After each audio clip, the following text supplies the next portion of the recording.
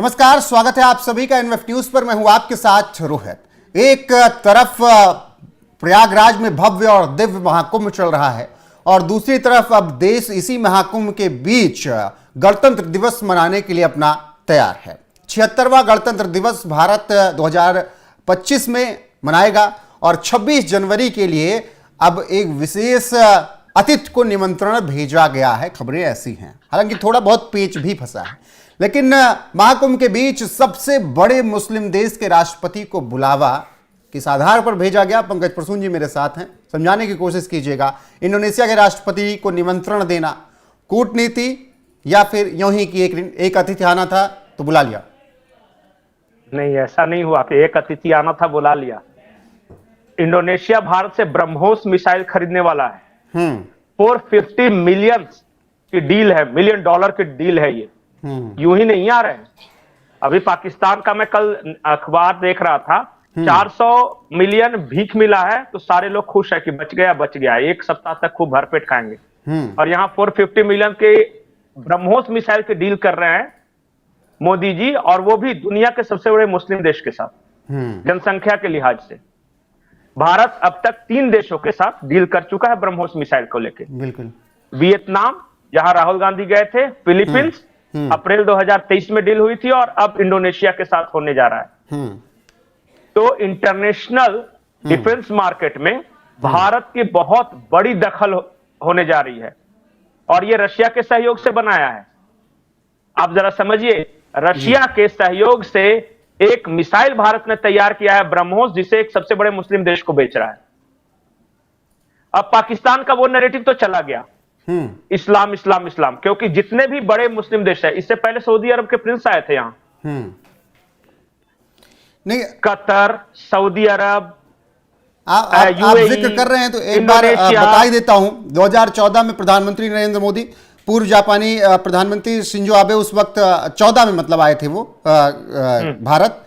15 में अमेरिकी राष्ट्रपति बराक ओबामा, 16 में फ्रांसीसी राष्ट्रपति फ्रांसवा ओलांद, 17 में अबू धाबी के क्राउन प्रिंस शेख मोहम्मद बिन जायद अल नहयान, 18 में सभी 10 आसियान देशों के नेताओं ने आए थे इस कार्यक्रम में, 19 में दक्षिण अफ्रीका के राष्ट्रपति सिरिल रामफोसा, और फिर 20 में तत्कालीन ब्राजीलियन राष्ट्रपति जेयर बोल्सोनारो, और 22 में गणतंत्र दिवस पर कोई नहीं आया क्योंकि 21 और 22 में उस वक्त कोविड था। तो 23 में इससे पहले मिस्र के राष्ट्रपति अब्देल फतेह अल सीसी आए थे, और उससे पहले पिछले साल जब आए तो इमैनुएल मैक्रो आए, फ्रांस के राष्ट्रपति, और अब इंडोनेशिया के राष्ट्रपति को निमंत्रण भेजा गया है। पंकज जी, अब देखिए, जब भी आप किसी को हथियार बेचते हैं तो किसी भी देश को नहीं बेच देते कि जो पैसे दे रहा है उसे बेच दिया।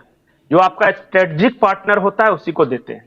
मतलब अगर 2 देशों के बीच डिफेंस मामले में समझौता हो गया तो मतलब दोनों में गहरी दोस्ती है। बिल्कुल, क्योंकि तेल, कपास, सूत, नमक, हल्दी, ये सब तो किसी को भी दे सकते हैं। भारत हथियार किससे ज्यादा खरीदता है?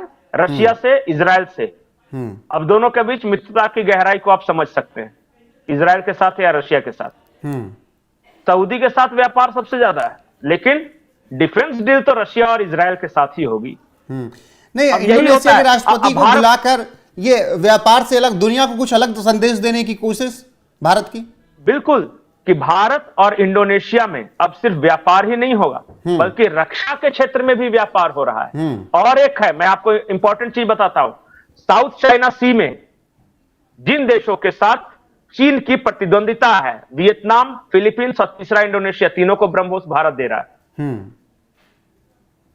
जियोपॉलिटिकल इंपैक्ट भी है इसका। तो ये यूं ही नहीं है। और ये जो दौरा था इंडोनेशिया के राष्ट्रपति का, ये पहले भारत और पाकिस्तान दोनों का एक साथ होना था। भारत ने कहा कि नहीं, एक साथ मत कीजिए, आप बाद में चले जाइए पाकिस्तान, लेकिन भारत और के साथ अगर तुरंत पाकिस्तान आप चले जाएंगे तो लगेगा कि आप बैलेंस कर रहे हैं। हमारी पाकिस्तान के साथ बैलेंसिंग नहीं हो सकती। तो फिर क्या बातचीत हुई? पीछे क्या बातचीत हुई? नहीं, इन्होंने कहा कि भारत के फिर बाद में इंडोनेशिया के जो राष्ट्रपति हैं प्रबोवो सुबियांतो, उनके दफ्तर की ओर से कहा गया कि हाँ, सुबियांतो, उन्होंने कहा कि ठीक है, पाकिस्तान नहीं जाएंगे। पाकिस्तान उतना महत्व का थोड़ी है, भारत से हमें मिल रहा है बहुत कुछ, और भारत से मिल सकता है। अगर पाम ऑयल भी लेंगे इंडोनेशिया से तो भारत का जितना बड़ा बाजार है उतना तो टोटल खाता है, मतलब उसका ईयरली कंजम्पशन है। तो ये सब कुछ देखिए, मैं एक चीज मानता हूं, दुनिया में डिप्लोमेसी में खास करके संबंध म्यूचुअल इंटरेस्ट पे टिके होते हैं, कोई भावना का स्थान नहीं होता वहां पे। पाकिस्तान की विदेश नीति की सबसे बड़ी कमजोरी यह है कि वो भावना पे चलता है। इस्लामिक देश है तो सब मेरे दोस्त हो जाएंगे, आज कोई उसका दोस्त नहीं है, कोई दोस्त नहीं है, क्योंकि कुछ इंटरेस्ट ही नहीं सध रहा है ना वहां से। आज चाइना जो है वो पाकिस्तान को इसलिए थोड़ा बहुत केयर टेकर बना हुआ है, उसका जानता है कि इसका एक नॉनसेंस वैल्यू है, कम से कम भारत को फंसा के इसके द्वारा रख सकते, और कोई उसका महत्व नहीं है। तो भारत और इंडोनेशिया अगर पाकिस्तान नहीं जा रहे हैं इंडोनेशिया के राष्ट्रपति भारत दौरे के बाद, तो ये मान लें कि भारत ने एक तीर से दो निशाने कर लिए। नहीं, भारत ने कह दिया कि देखिए ये जो आप जा रहे हैं वहां पे उसका कोई महत्व तो है नहीं। अब दुनिया में अलग मैसेज जाएगा कि आप भारत के साथ साथ पाकिस्तान को आए, इसका मतलब दोनों का बराबर वैल्यू है। अब आप ही बताइए कि बराबर वैल्यू है कहां, हम कहां पाकिस्तान? ये वही है, जमीन और आसमान का फर्क है यहाँ। हाँ, बोला कि हम तो जितने का आपको ब्रह्मोस बेच रहे हैं ना 450 मिलियन का, उतना तो वो भीख में लेकर जश्न मना रहे एक सप्ताह से। कि वर्ल्ड बैंक ने 400 मिलियन दे दिए, 400 मिलियन दे दिए, उसके प्रधानमंत्री पूरे देश में दौरा कर रहे हैं कि आज तो खाने को मिल जाए। तो जो कर्ज से लेके घूम रहा है, और आप बताइए कि हमारे यहां ज्यादा फायदा है उसके यहां है, वो क्या दे सकता है आपको? और जाइएगा तो कुछ मांग ही लेगा वो, ऐसी हालत है। तो रोना पीटना नहीं शुरू करेगा, रोना पीटना नहीं शुरू करेगा पाकिस्तान? नहीं, तो पाकिस्तान तो रो रहा है पिछले एक साल से कि हाय हाय ये देखो अफगानिस्तान मार रहा है, हाय हाय हमको सऊदी भगा दिया है, देखो मुस्लिम देश होते हुए भी कतर हमको भगा दिया। नहीं, बात ये नहीं है, अरे क्योंकि देखिए पाकिस्तान में कुछ अच्छा होने लगता है तो पाकिस्तान कहता है भारत टांग अड़ा देता है। अब इंडोनेशिया के राष्ट्रपति को जाना था, भारत ने 26 जनवरी का निमंत्रण भेज दिया, इधर आ रहे हैं, अब वो पाकिस्तान नहीं जाएंगे। चैंपियंस ट्रॉफी पाकिस्तान में होनी थी, भारत ने कहा कि चैंपियंस ट्रॉफी आप करवा ही नहीं पाओगे, लेकिन दुबई लेके जाने की तैयारी कर लिया अजय शाह ने। फिर कह रहे हैं कि अफगानिस्तान को मार रहे हैं तो उनको खाना दे रहे हैं, तो इसीलिए वो हमको मार रहे हैं। भारत उनकी मदद क्यों कर रहा है? ना उनको खेल खेलने दे रहे हो आप लोग, मतलब भारत वाले हम लोग, और ना क्या कहते हैं उनके यहाँ कोई अतिथि जाने दे रहे हो, ऊपर से हमला अफगानिस्तान से कह रहे हैं और करवा रहे हो हमारे ऊपर। नहीं, इसलिए बोलते हैं ना कि बाप बाप होता है और बेटा बेटा होता है, तो जिससे लड़ना भी चाहिए ना तो औकात वाले से लड़ना चाहिए। अब वो पंगा ले लिया भारत से, और भारत का जितना एनुअल बजट है उतना पाकिस्तान का टोटल पता चला 10 साल का बजट है। रुपए की कोई वैल्यू है नहीं, लोगों की कोई कदर है नहीं। पाकिस्तान का सिर्फ एक वैल्यू है, न्यूसेंस वैल्यू। अगर अमेरिका को किसी देश से लड़वाना होता है तो पाकिस्तान से जिहादी ट्रेन करके भेज देता है उस देश में। या चाइना को अगर किसी को डिस्टर्ब करना होता है, भारत को थोड़ा सा काउंटर करना है तो थोड़ा सा पैसे वैसे दे दिए, वो मरने के लिए चले आते हैं। पूरी दुनिया में से पाकिस्तान की यही ब्रांडिंग है। और 75 साल बाद इंडोनेशिया के जो राष्ट्रपति हैं यहाँ गणतंत्र दिवस समारोह में आ रहे हैं। इसका मतलब कि जब शुरुआत देश जब आजाद हुआ था और नॉन एलाइड मूवमेंट का जो शोर था तब आए थे, और फिर अभी आ रहे हैं। बिल्कुल 76वें गणतंत्र पर आ रहे हैं।